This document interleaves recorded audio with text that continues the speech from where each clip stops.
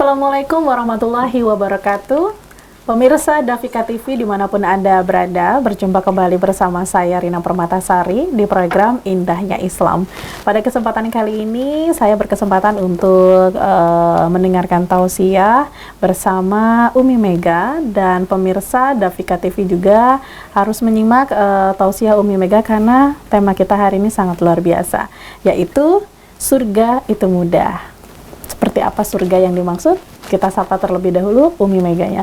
Assalamualaikum Umi Mega. Waalaikumsalam warahmatullahi wabarakatuh. Gimana kabarnya? Alhamdulillah luar biasa. Perjalanan tadi apakah ada kendala Umi? Ya, lumayan lancar. Alhamdulillah. Ketemu lagi kita ya Umi ya. Iya. Tema kita kali ini surga itu mudah. Kenapa Umi memilih tema ini Umi? Baik, pemirsa Dafika yang insya Allah dirahmati oleh Allah. Amin, amin ya Rabbal. Kita sengaja mengangkat tema ini, yaitu surga itu mudah, untuk membuat kita lebih semangat lagi. Benar. Sebenarnya selama ini kita cukup dicekoki oleh sebuah paradigma yang sepertinya mau ke surga itu sulit, benar. Surga itu mahal banget kayaknya. Padahal bagi seorang muslim surga itu ternyata sangat mudah, gitu loh. Bagi seorang muslim itu kan kita sudah dibimbing oleh Allah dengan semua aktivitasnya, dari mulai bangun tidur sampai mau tidur, dari mulai mau beraktivitas sampai mau menghentikan aktivitas dengan istirahat. Kita sudah dibimbing oleh Allah melalui syariatnya. Jadi apa saja di setiap waktunya kita harus melakukan. Contoh, kita cukup membentuk sebuah sugesti baru atau image baru bahwasanya surga itu mudah. Sebuah contoh, kalau tadinya kita berpikir kita menyisihkan waktu atau menyempatkan waktu untuk sholat hanya 5 menit atau 10 menit, tapi mari kita ubah sugesti itu dengan yang lebih mudah, maka akan menggerakkan tubuh kita nantinya dengan lebih mudah lagi, yaitu kita itu bekerja, melakukan aktivitas apapun, mau sebagai pelajar itu belajar, sebagai pekerja itu bekerja, sebagai pedagang itu berjualan mungkin, itu anggap saja itu aktivitas yang kita lakukan di sela-sela menunggu waktu sholat. Gitu. Jadi kalau kita nungguin waktu sholat sampai waktunya duhur, aku mau kerja dulu lah, gitu. Jadi nanti dengan sugesti yang segitu mudah, kita akan mudah dalam bergerak. Oh, udah mau waktunya sholat nih, maka 5 menit sebelum waktunya sholat kita sudah bersiap-siap, gitu. Jadi semua itu sebenarnya tergantung dari sugesti, dari bagaimana cara kita berpikir. Kalau dikatakan sholat itu sulit, untuk menyempatkan waktu 5 menit pun bahkan nggak khusyuk, begitu kan? Nah, kita ubah aja sugesti itu, karena kita sebagai seorang muslim kan memang sholat itu sudah menjadi bagian yang biasa, gitu kan? Subuh, duhur, asar, maghrib, isya. Tapi satu hal yang harus ditancapkan dan diluruskan kembali setiap ingin melakukan apapun, terutama ibadah-ibadah yang sudah biasa kita lakukan. Jangan sampai dari sebuah ibadah menjadi kebiasaan yang kita nggak sadari nggak ada lagi ketaatan. Itu hanya sebuah kebiasaan aja, seremoni aja gitu. Jadi udah biasa sholat, kalau nggak sholat kayaknya gimana gitu ya. Itu sesuatu yang kayaknya sesuatu yang hilang aja, kayaknya sesuatu kehilangan. Dia tidak berpikir itu adalah sebuah kesempatan. Masya Allah, merinding saya. Dia tidak berpikir bahwasannya sholat itu sebuah kesempatan besar untuk kita bertemu pada zat yang kita cintai, gitu. Kalau kita berpikir dengan segitu image atau sugesti yang segitu indahnya, maka mudah-mudahan akan menjadi sesuatu yang sangat ringan, sangat luar biasa, mengisi waktu-waktu itu dengan apapun aktivitasnya. Tetapi aktivitas itu adalah waktu senggang, yang dianggap itu adalah waktu senggang sambil menunggu waktu yang memang yang dijadwalkan, yang memang benar-benar kita tunggu, yaitu waktu sholat misalnya, atau waktu thalabul ilmi. waktu menuntut ilmu. Ketika memang itu sudah dijadwalkan setiap hari apa, mau berapa lama, 1 jam kah, 2 jam kah, gitu, itu menjadi sebuah aktivitas yang ternyata sudah menjadi rutinitas, yang hati-hati, jangan sampai salah, makanya diperbaiki lagi niatnya. Thalabul ilmi adalah sebuah kesempatan bagi saya untuk mengenal ilmu Allah dan mendekatkan diri kepada Allah. Ketika thalabul ilmi, kita bukan hanya sekedar ingin bertemu dengan teman-teman yang cetar, guru yang luar biasa gitu kan, tetapi ada sesuatu yang kita kejar, yaitu sesuatu itu adalah bekal kita untuk bertemu pada zat yang kita cintai. Jadi bertemu kepada Allah itu bukan hanya saat nanti kita dibangkitkan di yaumil akhir, tetapi di dunia ini adalah banyak kesempatan untuk kita bertemu dengan zat yang kita cintai, untuk kita berkomunikasi dengan sesuatu yang lebih indah, itu sugesti yang lebih mudah. Jadi kita berpikirnya ibadah itu adalah sesuatu yang kita jadwalkan, lalu aktivitas-aktivitas lain kita anggap sebagai ibadah ketika kita memulainya dengan menyebut asma Allah dan meluruskan niat mencari ridha Allah. Bekerja akan menjadi ibadah, tidur akan menjadi ibadah, marah akan jadi ibadah. Jangan dikira dalam Islam marah itu boleh. Boleh ya? Marah itu boleh, tetapi marahnya karena Allah. Gitu. Jadi marah karena Allah itu yang seperti apa? Ya ketika kita dengan amarah tersebut kita mendapatkan keridhaan Allah. Jadi lisan tetap terjaga dengan kalimat-kalimat thayyib, kalimat-kalimat yang marhabah, kalimat yang baik, yang penuh dengan kasih sayang. Kita marah pada sesuatu yang ketika yang dilakukan oleh orang itu adalah sebuah kemaksiatan, sesuatu yang mengingkari Allah. Maka kita punya kewajiban justru untuk menegur, memarahinya, gitu. Mungkin sugestinya seperti itu, bahwasanya surga itu indah, surga itu mudah. Surga itu indah, surga itu mudah. Sampai marah pun ada izinnya ya Umi ya, tapi dengan cara-cara tertentu. Baiklah pemirsa Dafika TV, jangan kemana-mana karena kita akan melanjutkan pembahasan kita surga itu mudah di indahnya Islam.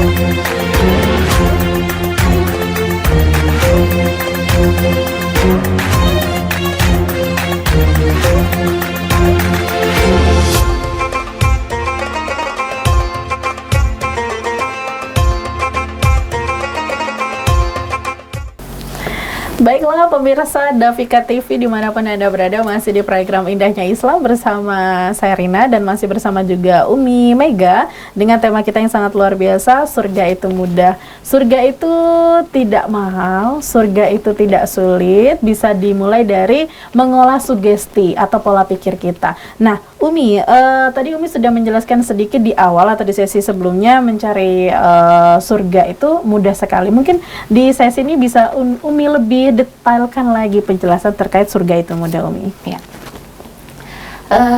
Memang semuanya berawal dari sugesti, atau kalau dalam bahasa Islaminya itu qiyadah fikriyah, keutamaan dalam berpikir. Jadi keutamaan dalam berpikir itu akan membimbing manusia pada setiap perbuatannya. Ketika dia berpikir apa, itu yang akan dilakukan. Nggak mungkin dia berpikir A, dia perbuatannya melakukan B. Gitu. Berarti nggak connect antara tubuh dengan otaknya, dengan berpikirnya gitu. Jadi ketika kita berpikir itu surga itu mudah, dengan sesuatu hal yang memang sudah dijadwalkan, sudah ditentukan di dalam Islam, ketika kita melakukannya dengan ikhlas mencari keridhaan Allah, mudah-mudahan kan semuanya dijamin dengan surga sama Allah. Sabar itu dijamin dengan surga, terus senyum itu dijamin dengan surga. Ya apa saja di dalam Islam yang dipandu itu ternyata memang Allah memberikan surga. Surga sebagai balasannya. Surga itu apa sih? Surga itu sebuah kebahagiaan yang hakiki, sebuah ketenangan, ketentraman. Di sana hanya ada kebahagiaan, nggak ada lagi kesedihan, gitu loh. Yang adanya kadang suka, kadang duka, kadang sedih, kadang bahagia itu hanya di dunia. Iya, benar. Kalau sering kita dengar itu kabikusi, kabigel. Kadang suka, kadang duka, gitu. Benar. Jadinya lagi seneng, tahu-tahu mau marah, ada aja yang bikin kesel. Mood swing ya, Umi, iya. ya. Jadinya ketika kita bahas lagi tadi, ternyata marah itu boleh, diperbolehkan, yaitu marah karena Allah. Nah, di situ waktunya kita bertolabul ilmi, menuntut ilmu. Apa saja sih yang diperbolehkan, bahkan diperintahkan marah oleh Allah ketika itu. Tetapi kan marahnya bukan seperti orang yang tanpa panduan. Marahnya umat muslim yang melakukan amarah itu karena ketaatannya kepada Allah itu dilakukan dengan cara-cara yang baik, ahsan, lalu diucapkan dengan kalimat-kalimat yang masih penuh dengan kasih sayang, tapi tegas dengan penuh peringatan, gitu kan. Gitu. Maka kalau kita melihat kisah para sahabat itu ketika mereka berperang pun gitu, lalu berhadapan dengan musuh yang ketika musuh itu benar-benar memancing emosinya untuk marah gitu, sahabat tidak jadi membunuh karena dalam perang itu dia tidak jadi membunuh, dia istighfar dulu, dia kembali luruskan niat dulu, jangan sampai dia membunuh karena amarah, tapi dia membunuh karena memang itu adalah sikap perang yang dilakukan untuk mencari keridhaan Allah. Jadi kita harus definisikan. Sekarang ini umumnya kaum muslimah contohnya dia menggugat cerai suaminya karena perkara-perkara yang kadang-kadang dia nggak paham, hanya karena emosi dia menggugat cerai suaminya, karena marah dia menggugat cerai suaminya. Nah, celakalah dia ketika seorang muslimah menggugat cerai suaminya tanpa dibenarkan oleh hukum yang dibenarkan oleh agama, oleh syariat, maka haram baginya mencium aromanya surga, baunya surga. Baunya aja nggak dapat, apalagi surganya. Sudah di dunia dia tangis menangis karena bercerai, bercerai itu kan bukan sesuatu yang menyenangkan. Makanya dia dibolehkan dalam Islam, tetapi dia dibenci oleh Allah karena dampaknya besar, tapi tetap itu diperbolehkan. Nah, hal seperti apa yang diperbolehkan menggugat cerai di dalam Islam, yaitu contoh seperti kalau kebanyakan sekarang kan ketika suaminya mendua, poligami, dia gugat cerai. Padahal poligami kan diperbolehkan dalam Islam. Tapi ketika suaminya bermaksiat, dia santai saja. Ketika suaminya memukulnya, KDRT bahasa kita, sampai mengancam nyawa, dia bisa memaafkan. Jadi itu sesuatu yang terbalik, gitu kan. Harusnya ketika memang suaminya KDRT dan mengancam nyawa, boleh loh dia menggugat. Tapi ketika dia memaafkan dan mampu membimbing, pahalanya lebih banyak, gitu kan. Jadi kalau suaminya misalnya murtad, dia mencoba untuk bertahan, padahal otomatis loh itu sudah terceraikan, gitu. Tapi kalau suaminya mendua, wow, sudah tak ada maaf lagi baginya. Padahal itu diperbolehkan. Jadi letak pengelola emosi itu memang harus dengan ilmu. Makanya disinilah kaum muslimin, kaum muslimah wajib untuk thalabul ilmi yang dalam rangka menuntut ilmu agama. Bagaimana dia boleh marah, bagaimana dia marahin anak boleh, tapi ketika anaknya mecahin gelas dia marah. Tapi kalau anaknya nggak sholat dia masih santai, itu kan luar biasa. Nah, terbalik. Padahal harusnya dia ukur ketika anaknya lalai dalam sholat, dia harus menegurnya. Ditegur beberapa kali dengan cara yang baik, lembut, masih tidak digubris, naik, meningkat, sampai dipukul, tetapi pada bagian-bagian yang tidak membahayakan dan tidak menyisakan bekas. Misalnya dipukul pakai apa gitu sampai terluka, ada bekasnya, keloid atau gimana, tidak. Mungkin pukulnya di betis di atau betis ya, bagaimana. itu bagian yang Gitu. diperbolehkan untuk dipukul ya, Iya. area betis. Kan nggak boleh di muka kalau mukul gitu. Oh, Jadinya memang semuanya dengan ilmu, semuanya juga dengan sugesti. Kalau bahasa Jawanya sugesti ya, gitu. Jadi bagaimana manusia itu dikendalikan oleh dengan caranya berpikir. Baik Umi, memang semua itu harus diawali dengan pola pikir tadi ya Umi ya. Seperti Umi bilang tadi, kalau berpikirnya sudah A, tidak mungkin melakukan hal B. Tapi kalau seandainya sudah berpikir A dan melakukan B, itu harus dipertanyakan ya Umi ya. Seperti marah juga diperbolehkan, tapi dengan syarat-syarat tertentu. Dan kalau memang mau menghukum anak, ada area yang memang dibolehkan untuk dipukul, yaitu di area betis. Dan tentunya itu juga tidak menyakiti ya Umi ya. Jangan sampai meninggalkan bekas ataupun meninggalkan seperti keloid ya Umi ya.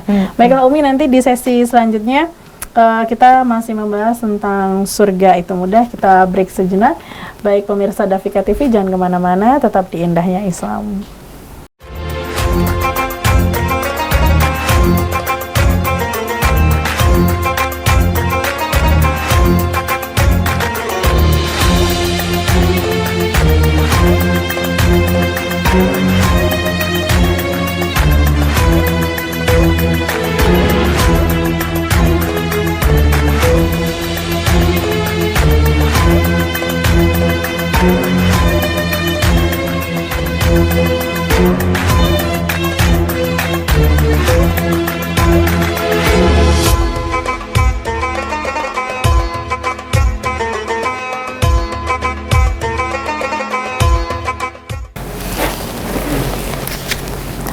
Baiklah pemirsa Dafika TV, masih di program Indahnya Islam dan dengan tema kita yang sangat luar biasa, surga itu mudah. Tadi sudah dijelaskan oleh Umi Mega seperti apa sih mencapai surga, karena memang surga itu bisa dicapai dengan jalan yang baik, dengan aktivitas-aktivitas yang baik, sampai marah pun diperbolehkan tapi dengan syarat-syarat tertentu, menghukum anak pun juga dengan syarat-syarat tertentu, bahkan bercerai juga diperbolehkan tapi dengan syarat-syarat tertentu juga ya Umi ya.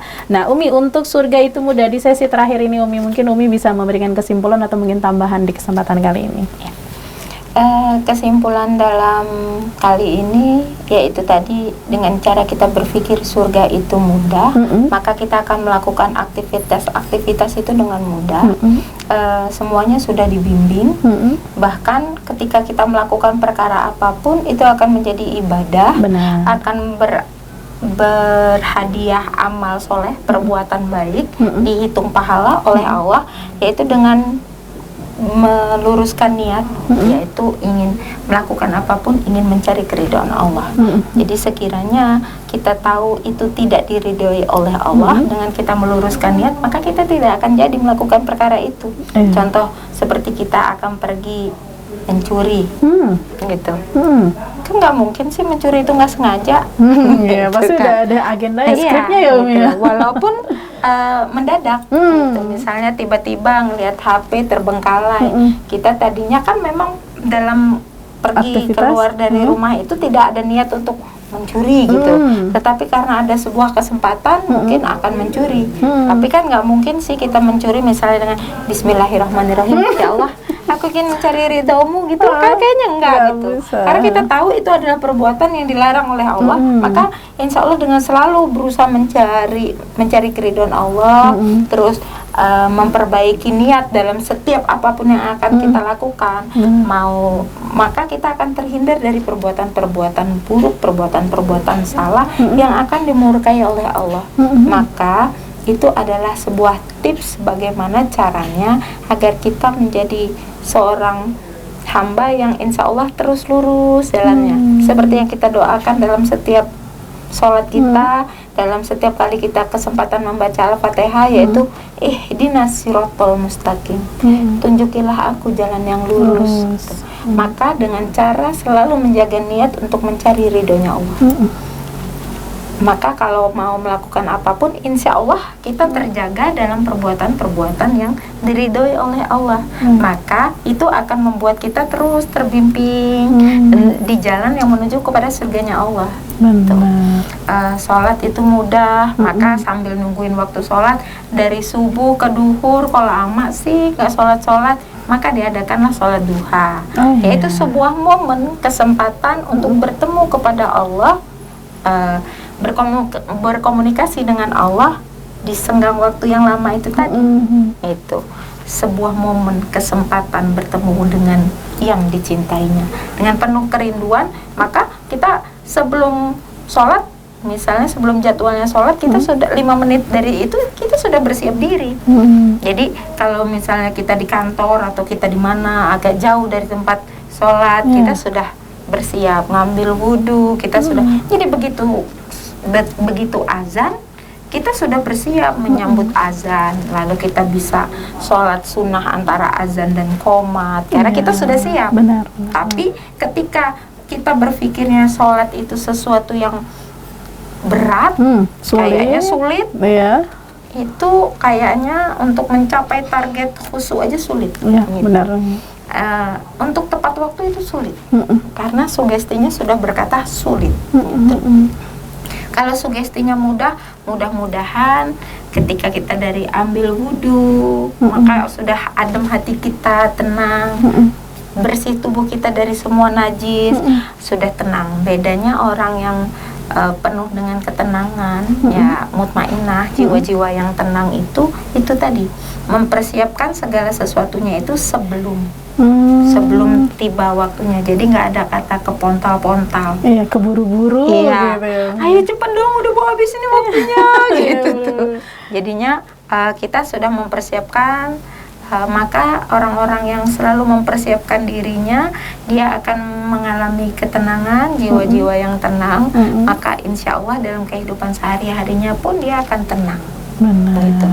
Tapi memang perlu kita koreksi ketika kita dalam ibadahnya saja kepontal-pontal, maka dalam kehidupan sehari-harinya mudah-mudahan nggak meleset sih kalau dia itu banyak yang gersang jiwanya, kosong, hampa, kayaknya udah ngelakuin apa tapi kok kayaknya masih nggak tenang, kayaknya kayak masih ngerasa kurang, terus kurang, ya, kayaknya kok gersang gitu tuh, kayak gitu jauh dari rasa syukur ya ya. Jadi memang tipsnya diantaranya yaitu selalu mempersiapkan diri sebelum itu kepontal-pontal. Kalau mau sholat ya 5 menit sebelum sholat kita sudah siap-siap. Iya benar, begitu juga Karena dengan kan bekerja ada, ya ya. Kalau kita mau kerja itu hanya sebuah aktivitas ibadah yang dilakukan menuju pada ibadah berikutnya. Itu beribadah apa? Ya dari misalnya sudah setelah ibadah sholat subuh, jadi kita melihat rentetan hukum dari wajib ke sunnah, gitu kan, lalu ke mubah, makruh, haram, gitu. Jadi dari wajibnya sholat subuh kita isi dengan pekerjaan yang sunnah itu tadi, gitu kan. Bagi para laki-laki mungkin itu adalah wajib karena mencari nafkah itu tadi. Nah, dari rentetan mencari nafkah ini tadi, jangan berpikir menyempatkan waktu untuk sholat, tapi menyempatkan waktu untuk bekerja di senggang waktu sholat. Gitu. Menyempatkan waktu mencari uang, kan Allah sudah menghamparkan rezekinya di muka bumi ini. Terserah manusia itu akan mengambilnya dengan cara seperti apa, ya mungkin dengan berdagang, bekerja pada orang atau apa gitu kan, terserah. Iya benar. Jadi intinya kalau orang bilang apa namanya, surga, aku tak layak untuk masuk surga, tapi aku takut masuk ke neraka, gitu kan. Jadi bagi seorang muslim sugesti itu tidak baik. Sugesti itu haruslah ya Allah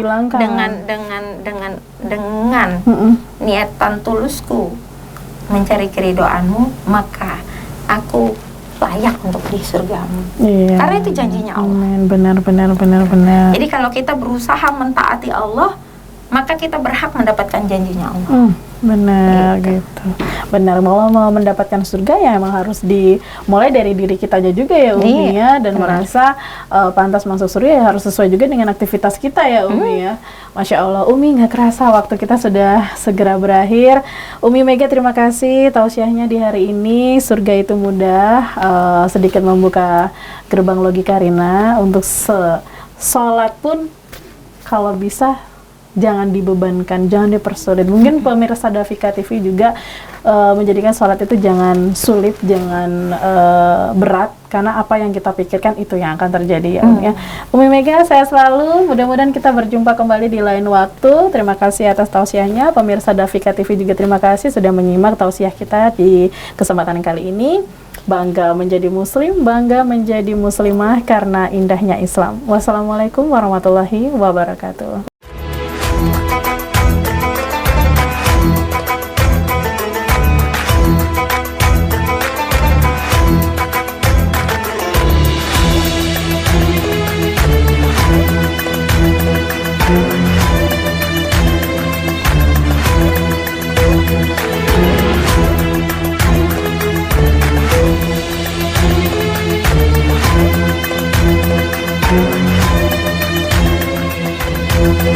Thank you.